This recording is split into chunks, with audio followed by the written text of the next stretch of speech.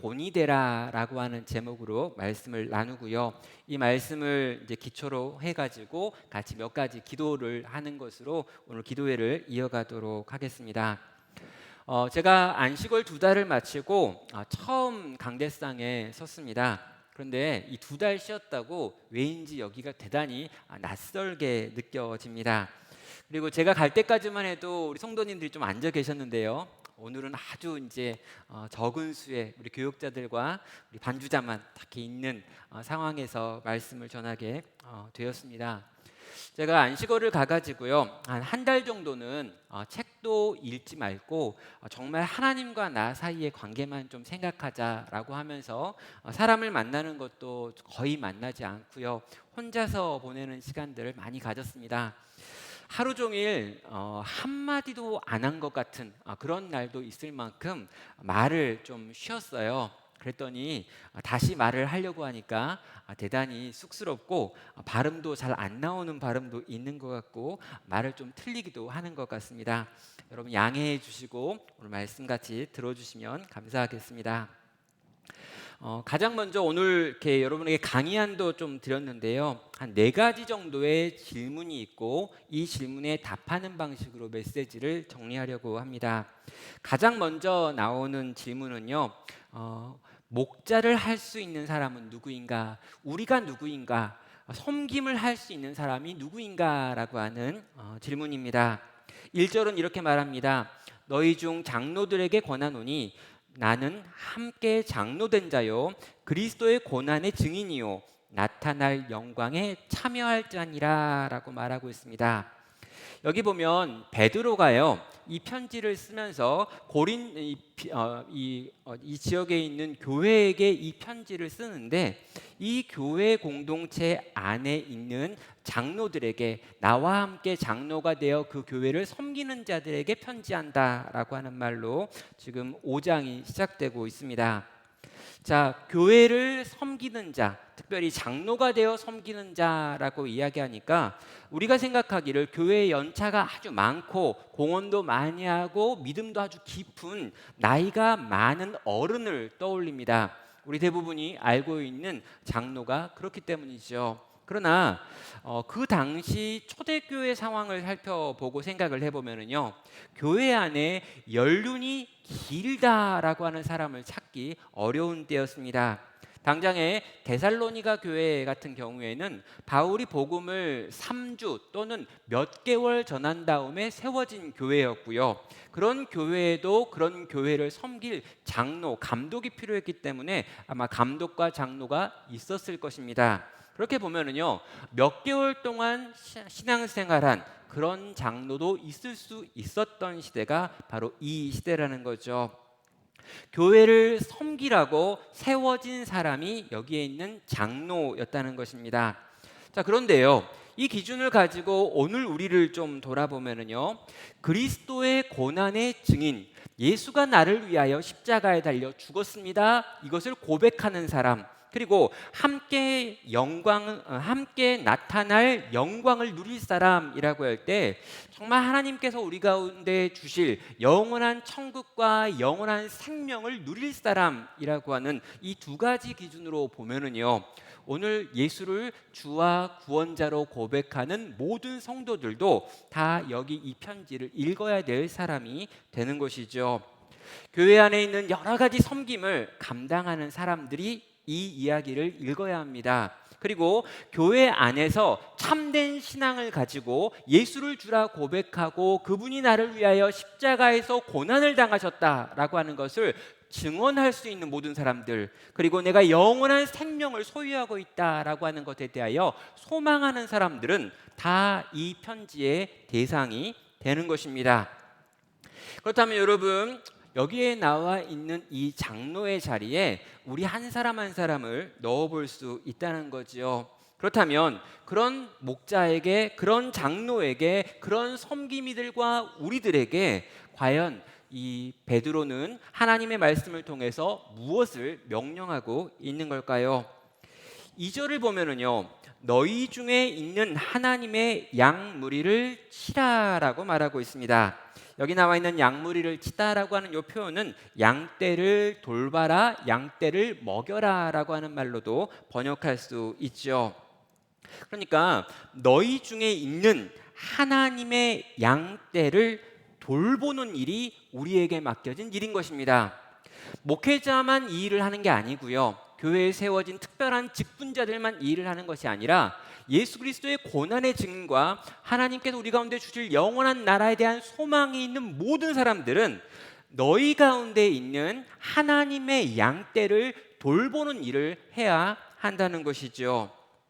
이 양떼를 설명하면서 두 가지 표현을 하고 있습니다. 너희 가운데 있는 이라고 하는 표현과 하나님의라고 하는 표현을 쓰고 있죠. 자, 여러분, 이 양떼는요, 내 양떼가 아닙니다. 이 양떼는 우리 게 아니고 우리 소유가 아니라는 거죠. 우리에게 돌봐야 될 영혼이 있다면 이 영혼은 하나님의 영혼들이고 하나님의 사람들인데 잠시 잠깐 우리에게 위임된 것입니다. 그리고요, 여기에 있는 여러분 가운데 있는 이라고 하는 표현도 생각해 보면은요, 여러분 먼데 있는 사람들에 대한 이야기가 아니라는 거예요. 여러분이 손 닿을 만한 곳에 있는, 여러분의 소식을 듣고 여러분에게 소식을 들려줄 수 있는 그 거리 안에 들어와 있는 하나님의 양떼를 돌보는 것, 이게 우리에게 맡겨진 일이라는 것입니다. 그런 의미로 보면은요, 나눔교회에 있는 모든 섬김이들이 다 이 역할들을 하고 있는 거죠. 목자는 목자대로 목원들을 섬기고 있습니다. 교사는 교사대로 우리 아이들을, 학생들을 섬기고 있습니다. 청년부에 있는 리더들은 리더들대로 그들에게 맡겨진 멤버들을 섬기고 있는 거죠. 교구장은 교구장대로 그 교구 안에 있는 영혼들을 섬기는 것이고요. 또 교육자들도 그들에게 맡겨진 영혼들, 그들에게 주어진 영혼들에 대하여 열심을 다하여 하나님의 양무리를 돌보는 일을 감당하고 있는 것입니다. 여러분, 이 일이요, 하나님께서 우리에게 명하신 일이라는 거죠. 우리에게 분명하게 하나님은 말씀하고 계십니다. 이 영혼들을 섬기고 돌보고 먹이고 지키라라고 말입니다. 사랑하는 성도 여러분, 저는요, 천국에 가면은요, 정말 이 천국을 우리가 죽어서 가게 되면은요, 그 천국에 갔을 때 거기서 만나게 되는 사람들 중에 여러분 아무도 섬기지 않았던, 그냥 온통 배우기만 하고 먹기만 하고 받기만 하고 돌봄을 받기만 했었던 그런 영혼은 없을 거다라고 확신합니다. 여러분, 천국에 가면은요, 모두가 다 섬김이들만 있는 거예요. 그럼 천국에 갔는데 한 번도 섬겨본 적 없는 사람이 있다? 그 사람이 천국 가 있을 가능성이 거의 없기 때문입니다. 왜냐하면요, 하나님 나라의 특성이 섬기는 것이고요, 그 나라에 가는 모든 사람들이 가지고 있는 품성이 섬기는 것이고요, 또 그가 이 땅에서 하는 일, 하나님께서 하신 명령이 섬기라고 하신 일이기 때문에 이 땅에 있는 하나님의 백성이 기회가 있었음에도 불구하고 전혀 다른 사람을 섬기지 않았다? 불가능하다는 것입니다. 그래서 천국에 가면 우리는 섬김이들밖에 만날 수 없을 거다라고 저는 확신합니다. 목자에게 주신 명령, 우리에게 주신 명령이 너희 중에 있는 하나님의 양무리를 돌보고 먹이라라고 하는 것이었음을 기억하시길 바랍니다. 우리에게 주님이 명령하셨기 때문에 우리는 그 일을 감당합니다. 목사가 시켰기 때문에 그 일을 하고 있는 게 아니고요, 연말 연초에 주보에 당신의 이름이 실렸기 때문에 그 일을 하는 것이 아닙니다. 하나님께서 당신의 양떼를 우리에게 위탁하셨기 때문에 위탁받은 그 양무리를 돌보는 것, 그것이 오늘 우리가 지금 해야 할 일이라는 것이죠.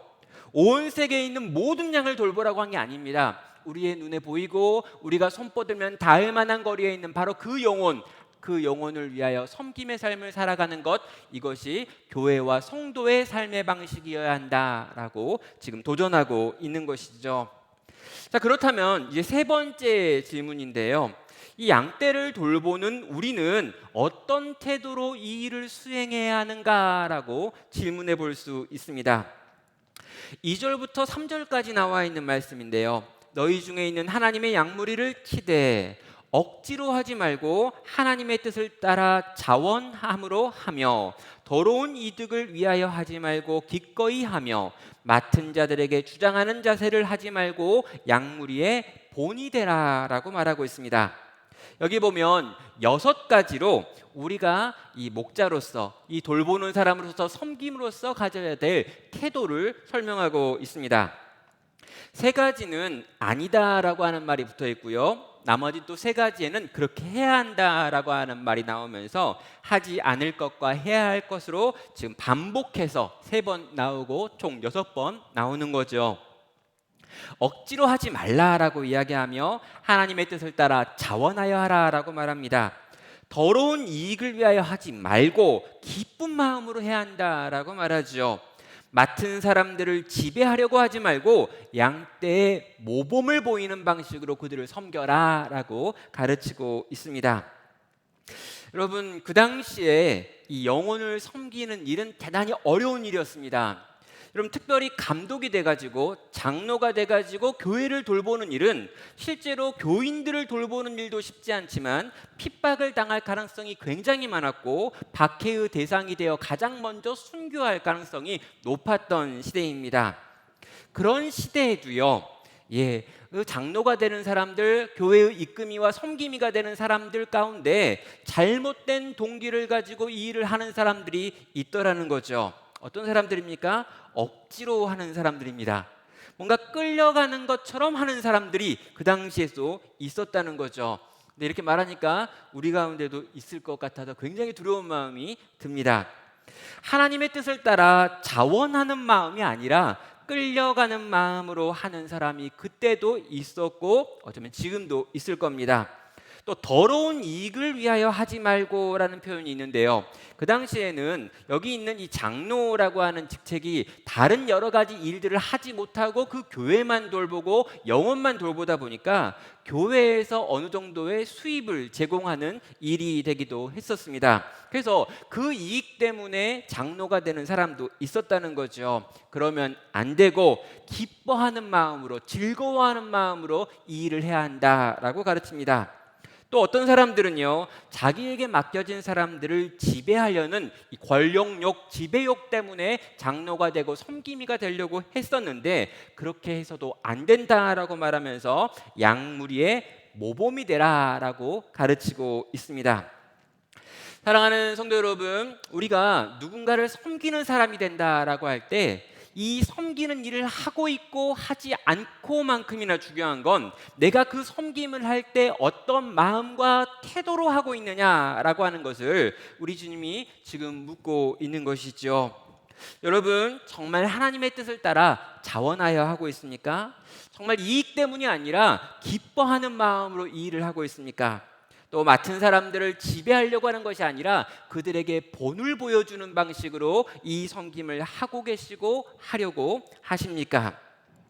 저는요, 이 섬김의 자리에 대해서, 이 어떤 누군가를 돌보는 영적인 리더가 되는 이 일에 대해서 생각할 때마다 이전날 좀 믿음의 선배들이 했었던 이제 그런 기도와 그런 고백이 떠오릅니다. 어떤 거냐면요, 내가 누구간데 나에게 이 무겁고 이 중요하고 이 존귀한 영혼들을 맡기십니까? 라고 하는 감격과 감사에서 나오는 눈물과 찬양을 기억하는 것이죠. 내가 얼마나 부족하고 내가 얼마나 심각한 죄인인데 이렇게 부족한 사람에게 이 귀하디 귀한 하나님의 양무리를 맡겨주셨으니 내가 감격하고 감사하고 부족하지만 내 모든 걸 다 드려 주님의 양을 돌보겠습니다, 사랑하겠습니다, 섬기겠습니다 라고 말하는 옛 선배들의 고백입니다. 그리고 저는 이 고백이 우리 성도님들 가운데도 있다라고 믿습니다.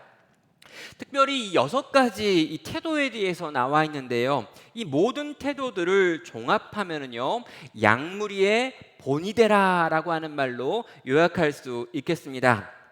그러면 이 양무리의 본이 된다라고 하는 것이 그 당시 이 초대교회 그리고 한 300여 년 동안 이 초기 교회의 가장 중요한 가치였습니다. 여러분 초기 교회에 대해서 제가 최근 이제 공부를 하고 있습니다. 그래서 뭐 할까 생각하다가 이 쉬는 기간에 한 주제를 좀 더 깊이 연구하고 살펴봐야지라고 하면서 정말 초대 교회가 어떤 모습이고 이 AD 1세기부터 3세기까지 4세기까지의 교회가 어떤 모습이었을까? 우리 교회가 정말 좋은 교회가 된다는 기준을 어디에다 삼아야 될까라고 생각하면서 이 초기 교회 에 대해서 계속해서 좀 살펴보고 공부할 기회를 가졌습니다. 그런데요, 제가 그렇게 살펴보면서 찾았던 굉장히 중요한 책이 한 권 있었고요. 그 책에 나오는 굉장히 중요한 단어가 하나 있었습니다. 뭐냐면 아비투스라고 하는 단어입니다. 이게 이제 원래는 이제 이 프랑스어라고 불란서어 프랑스 언어라고 하는데요. 이 아비투스라고 하는 단어의 뜻은 반사적인 신체적 행위를 의미하는 단어라고 합니다. 그런데 이 초기 교회가 그 거대한 로마 제국의 핍박 속에서도 계속해서 성장할 수 있었던 이유는 거의 10년에 40%씩 매년 늘어갔던 그 이유에 대해서 설명하면서 인내의 아비투스를 가지고 있었기 때문이다라고 그 책은 설명하고 있습니다. 여러분, 인내의 아비투스, 반사적인 신체적 행위를 가지고 있었기 때문에 무성도들이, 무사람들이, 이방인들이, 하나님을 믿지 않는 자들이, 핍박하던 자들이 이 그리스도인이 가지고 있는 이 특별한 행동들 때문에 그들을 보고 매력적이다라고 느끼고 그들과 함께하고 싶다고 느끼고 그 종교로 들어오게 되는 일들이 계속해서 벌어지면서 300여 년 동안 계속해서 불신자들이 예수를 믿게 되어지는 역사가 일어났다라고 설명을 하는 것입니다. 이 아비투스라고 하는 표현, 반사적인 신체적 행위라고 하는 표현이 과연 무엇을 의미하는 걸까요? 자, 여러분, 우리가 산상수훈 같은 부분에 보면요, 오른쪽 뺨을 딱 맞으면 왼쪽 뺨을 대는 것에 대해서 이야기하고 있습니다. 그럼 우리가 어떻게 오른쪽 뺨을 맞았는데 왼쪽 뺨을 들이댈 수 있습니까? 여러분, 우리가 반사적으로 하는 행동은 뭐냐면요, 오른쪽 뺨을 때리면 나는 주먹으로 상대를 치는 것입니다. 이게 반사적인 행동이죠. 모든 인간의 기본적인 행동은 그런 반사가 있습니다. 그런데 그리스도인들은요, 오른쪽 뺨을 맞는 순간 자기도 모르게 왼쪽 뺨을 대고 있는 거예요. 이게 반사적인 행동입니다. 그들은 반사적으로 자기의 몸을 하나님의 말씀의 법 아래 복종시키는 법을 훈련했고요, 그 법대로 살아냈습니다. 심지어 그들을 죽이는 자들을 향하여 축복하는 일을 실제로 그 그리스도인들은 했다는 거죠. 이게 아비투스라고 하는 말로 표현되어지고 있는 그리스도인들의 반사적인 행동 양식이었습니다. 여러분, 이 양식이 과연 어떻게 훈련된 걸까요? 과연 그리스도인들은 세상 사람들과 달라도 너무 다르게 살았는데 하나님의 말씀을 그대로 실천하는 삶을 살아냈고, 심지어 그들의 생명이 위태한 순간에도 그 삶을 살아내는데 그렇게 살 수 있었던 이유가 무엇일까라고 하는 질문에 대해서 제가 읽었던 이 기독교 초기 기독교와 이 인내의 발효라고 하는 책에서는요, 이런 4가지 원인을 설명하고 있습니다. 첫째로 그들이 그런 삶을 살 수 있었던 이유는요, 그들에게 역할 모델, 롤 모델이 있었다라고 말합니다. 그리고 두 번째로 그들은 바른 교리를 교육받았다라고 이야기하고요, 세 번째로 그들은 끊임없이 훈련했다라고 말하고, 네 번째로 그들은 예배를 통해서 이것들을 끊임없이 반복했고 이러한 삶의 방식을 나눴다라고 이야기를 합니다. 그러니까 이 인내라고 하는 방식으로 하나님의 말씀의 법에 완전히 순종하는 방식의 아비투스를 소유하게 된 가장 큰 이유, 첫 번째는 여기 보면 롤 모델이라고 말하고 있다는 거죠. 영적인 지도자가 있었다라고 말하는데 이 영적인 지도자 롤 모델은 후견인 또는 후원자라고 하는 용어로 이 초기 교회는 사용하고 있습니다. 여러분, 이 초기 교회의 후원자가 뭘 하는 사람이었느냐라면은요, 이 세례를 줄 때 그 옆에 있었던 사람입니다. 어떤 사람이 내가 예수를 알고 싶고 신앙을 갖고 싶다 말하면 이 옆에 있는 한 사람이 붙습니다. 그래가지고 이 한 사람이 후원자가 돼가지고요, 이 사람을 붙들고 3년여의 시간 동안 함께 보내면서 세례 교육을 시킵니다. 그런데 이 후원자가 직접 성경을 가르치는 게 아니고요, 후원자가 그 옆에서 3년을 같이 살고 끊임없이 서로가 서로를 돌보는 과정 속에서 성도가 어떻게 살아야 되는지를 삶의 본으로 완전하게 보여준다는 거예요. 네가 그리스도인이 되고 싶으냐? 그리스도인이라는 건 이렇게 사는 거야. 그들은 말하지 않고 삶으로 보여주고 증명했습니다. 그리고 그렇게 후원자가 이 사람을 데리고 성경 교사에게 가가지고 교리를 가르쳤고요, 그 교리를 배우면 그 배운 교리를 후원자와 이 추구자가 함께 연습하고 배우고 익히는 것을 온 몸으로 하나님의 진리를 익히는 과정을 통과했고요. 이렇게 3년이 지난 다음에 이 성경 교사가 이 후원자에게 물어봅니다. 당신이 데리고 왔던 그 교인이 이제 세례를 받아도 되겠습니까? 라고 후원자에게 물었을 때 이 후원자가 보면서 말하는 거죠.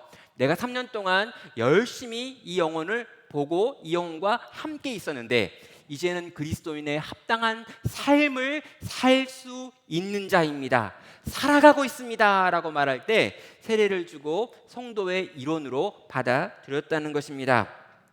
그러면 양무리의 본이 된다라고 하는 말이 바로 이 말이죠. 그를 데리고 그 옆에서 성도가 어떻게 살아야 되는지를 온몸으로 보여주는 겁니다. 그래서 아주 익숙하게 성도라면 이렇게 사는 거구나, 오른쪽 뺨을 맞으면 왼뺨을 대는 것이 너무나 당연한 것이 성도의 삶이구나, 누군가가 내 앞에서 쓰러졌다면 당연하게 생각하지 않고 뛰어가서 돌보는 것이 성도라고 불려지는 사람이구나 라는 것을 온 몸으로 체득하게 만드는 사람, 바로 이 사람이 후원자의 역할인 것이지요. 여러분, 양무리의 본이 되라 라고 말하는 것, 주장하는 자가 되지 말고, 가르치려고 하지 말고, 내가 무언가 먼 데서 손가락 끝으로 너 이거 해 라고 말하는 자가 되지 말고, 네가 먼저 그렇게 하는 것을 너의 온몸으로 보여주어 본이 되는 삶을 살아내므로 너 뒤에서 너를 바라보고 있는 그로 하여금 그런 삶을 따라 살게 만들어야 한다라고 하는 것이 우리에게 주어진 이 섬김의 태도와 관련된 가장 중요한 명령이 되는 것입니다. 성도 여러분, 저는요 이 베드로전서 말씀이 너무 좋아가지고요, 아마도 이 베드로전서 말씀을 가지고 가을에 부흥회 때 여러분에게 말씀을 나눌 거기 때문에 아마 베드로전서와 후서와 대한 내용들, 이 초기 교회와 관련된 내용은 이후에 더 풍성하게 여러분과 나눌 기회가 있을 거라고 생각합니다. 자, 마지막으로요, 자, 그렇게 양무리의 본이 되는 방식으로 양무리를 섬기는 리더와 섬김이와 이끄미와 목자가 되어서 수고합니다. 그럼 이 일이 과연 쉬울까요? 절대 쉽지 않겠죠. 여러분, 이전에 약간 대충 할 때도 쉽지 않았어요. 대충 그냥 시간에 가가지고 연락을 하고 모여가지고 대화를 좀 하다가 30분 40분 지나면 끝날 시간 됐으니까 끝내는 것도 쉽지 않았습니다. 그 사람의 집에 문제가 있어가지고 연락을 하고 그 연락한 내용을 교회에 알려주는 요 작은 일도 그렇게 쉽지 않았어요. 그런데요, 만약에 정말 양무리의 본이 되어 기뻐하는 마음으로 자원하여 섬기려고 하면 얼마나 어렵겠느냐라는 생각을 하게 되지요. 그래서 4절이 우리 가운데 주어져 있습니다. 성실히 주님의 양떼를 돌본 이들에게 주어지는 상은 무엇입니까에 대한 대답이 있는 것이지요. 4절은 말합니다. 그리하면 목자장이 나타나실 때에 시들지 아니하는 영광의 관을 얻으리라 라고 말하죠. 우리에게 주어질 상이 어떤 것인지를 이야기하는데요, 목자장이 나타나실 때 그 목자들의 장이 나타나셔서 시들지 않는 영광의 관으로 우리의 머리에 씌우신다라고 말씀하는 것입니다. 여러분, 그 당시에도 이 올림픽 경기 같은 것들이 있었습니다. 여러분, 이런 경기를 할 때 승자에게 면류관을 씌워주죠. 그런데 이 면류관은요, 곧 시들어 바스러질 월계관으로 만들어진 것입니다. 월계나무 잎으로 만들어진 관이기 때문에 시간이 지나면 시들어서 사그러지죠.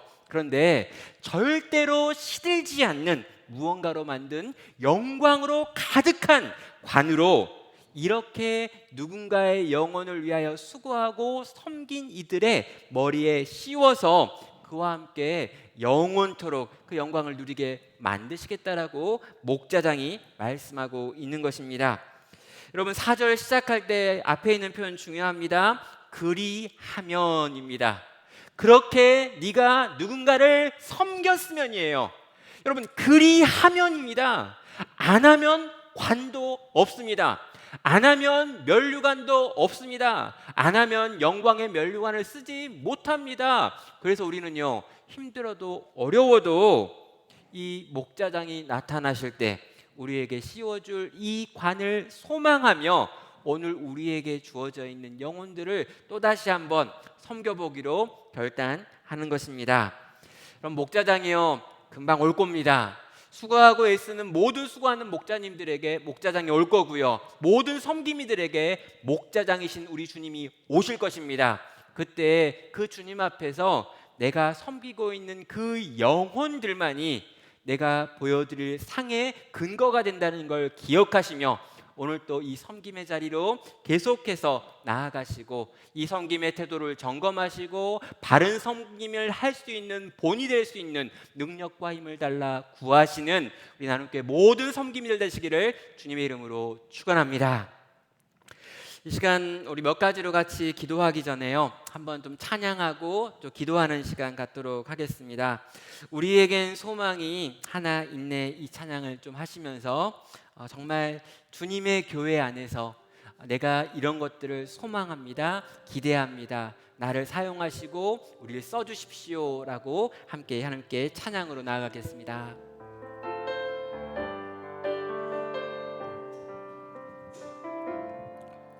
우리에게 소망이 하나 있네. 주님 다시 오실 그날까지 우리 가슴에 새긴 주의 십자가 사랑 나의 교회를 사랑케 하네. 주의 교